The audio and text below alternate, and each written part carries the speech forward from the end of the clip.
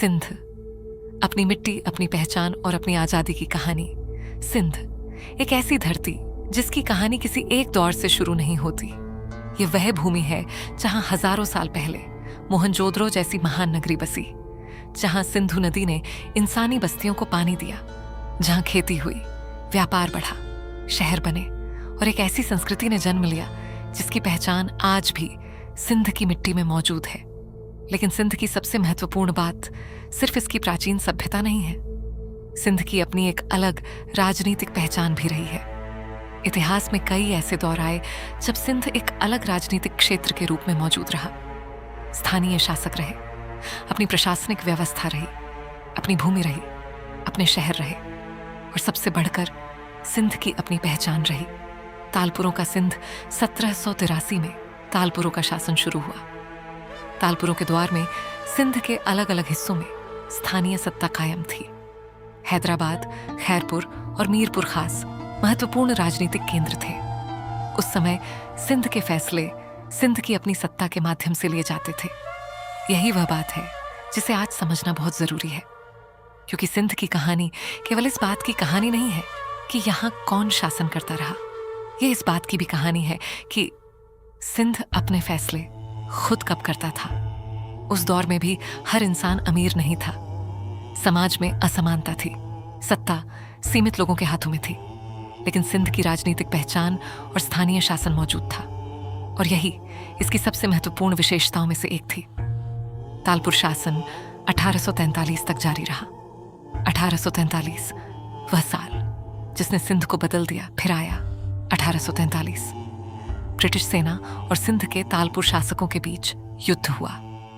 मियानी और डब्बा की लड़ाइयों के बाद सिंध पर ब्रिटिश नियंत्रण स्थापित हो गया और सिंध की स्वतंत्र राजनीतिक सत्ता समाप्त हो गई।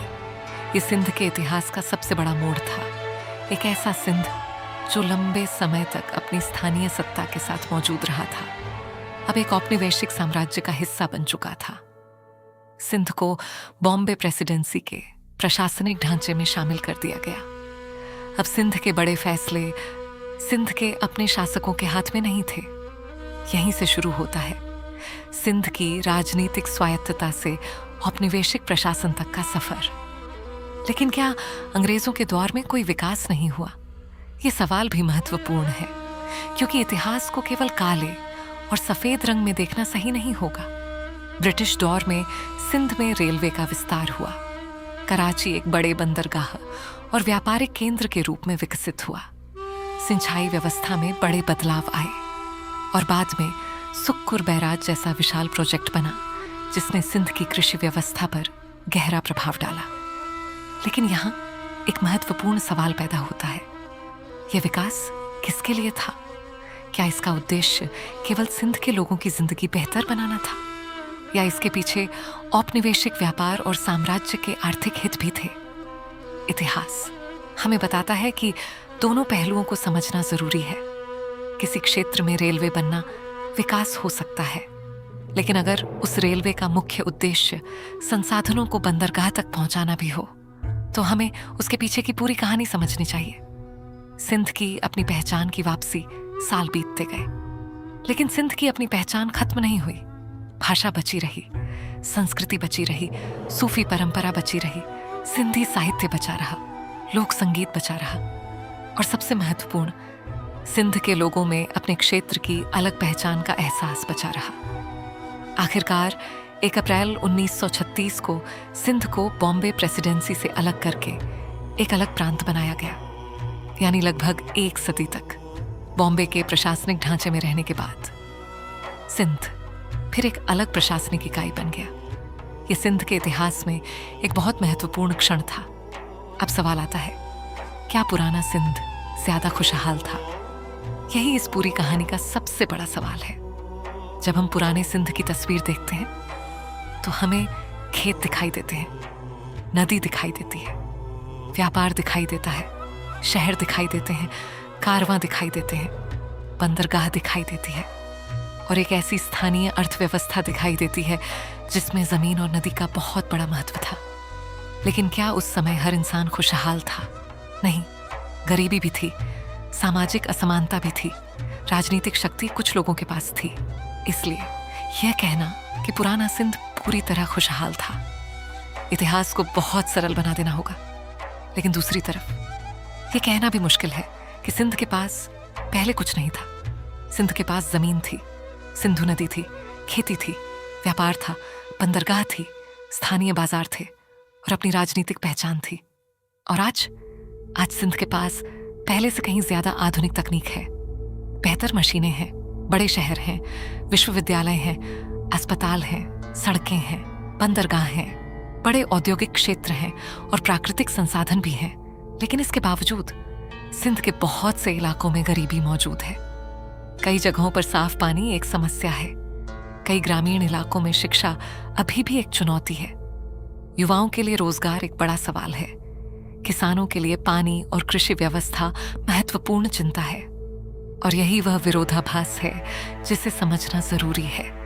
सवाल यह नहीं कि सिंध के पास संसाधन है या नहीं, सवाल यह है कि इन संसाधनों का फायदा सिंध के आम लोगों तक कितना पहुंच रहा है।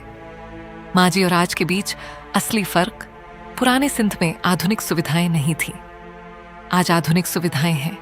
पुराने सिंध में आधुनिक अस्पताल नहीं थे, आज अस्पताल हैं। पुराने सिंध में आधुनिक विश्वविद्यालय नहीं थे, आज विश्वविद्यालय हैं। लेकिन पुराने सिंध में एक चीज बहुत स्पष्ट थी, सिंध की अपनी राजनीतिक और सांस्कृतिक पहचान। और आज भी यही पहचान सिंध की सबसे बड़ी ताकत है। सिंधी भाषा, सिंधी संस्कृति, सिंधी संगीत, सूफी परंपरा, अजराक, लोक कला और सिंधु नदी से जुड़ी हजारों साल पुरानी जीवन शैली, ये सब आज भी सिंध को एक अलग पहचान देते हैं। क्या सिंध फिर से खुशहाल हो सकता है? इसका जवाब इतिहास में छिपा हुआ है। सिंध ने पहले भी कठिन दौर देखे हैं, आक्रमण देखे हैं, राजवंशों का उत्थान और पतन देखा है, अपनी स्वतंत्र सत्ता देखी है, विदेशी शासन देखा है, बॉम्बे प्रेसिडेंसी का हिस्सा बना, फिर अलग प्रांत बना। लेकिन हर दौर के बाद सिंध की पहचान बची रही। इसलिए सिंध की सबसे बड़ी ताकत केवल इसकी जमीन या इसके संसाधन नहीं है, इसकी सबसे बड़ी ताकत इसकी पहचान है। एक ऐसी पहचान जो हजारों साल पुरानी है। अंतिम सवाल आज हमें यह पूछने की जरूरत है, क्या सिंध को अपने अतीत में वापस जाना चाहिए? शायद नहीं, क्योंकि अतीत वापस नहीं आता। लेकिन अतीत से सीख जरूर ली जा सकती है। हमें यह देखना होगा कि पुराने सिंध की ताकत क्या थी। नदी और जमीन का रिश्ता, खेती और स्थानीय अर्थव्यवस्था, व्यापार और बंदरगाह, शहर और गांव के बीच संबंध, और सबसे बढ़कर अपने क्षेत्र की अपनी पहचान। सिंध का भविष्य केवल बड़े बड़े प्रोजेक्ट बनाने से नहीं बदलेगा। सिंध तब बदलेगा जब उसकी जमीन से पैदा होने वाली दौलत, उसकी नदी से मिलने वाला पानी, उसके शहरों से होने वाला व्यापार और उसके प्राकृतिक संसाधन सिंध के आम इंसान की जिंदगी को बेहतर बनाएंगे। क्योंकि सिंध की कहानी सिर्फ ये नहीं है कि सिंध कभी आजाद था। सिंध की असली कहानी यह है कि ये धरती हजारों साल से अपनी पहचान के साथ खड़ी है। राज बदले, हुकूमतें बदली, सरहदें बदली, व्यवस्थाएं बदली, लेकिन सिंध आज भी वही है, सिंधु नदी की तरह बहता हुआ, बदलता हुआ, लेकिन अपनी पहचान को अपने साथ लेकर चलता हुआ। और शायद आने वाले समय का सबसे बड़ा सवाल यही होगा, क्या सिंध अपनी पुरानी ताकत, अपनी संस्कृति और अपने संसाधनों को एक ऐसे भविष्य में बदल पाएगा जहां उसके आम लोग भी खुशहाल हों? यह फैसला इतिहास नहीं करेगा, यह फैसला सिंध का आने वाला दौर करेगा।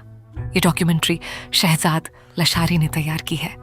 सिंध की इतिहास, संस्कृति, सभ्यता और अपनी धरती की अनकही कहानियों पर ऐसी ही और डॉक्यूमेंट्री देखने के लिए ऑनलाइन सिंध को जरूर सब्सक्राइब करें।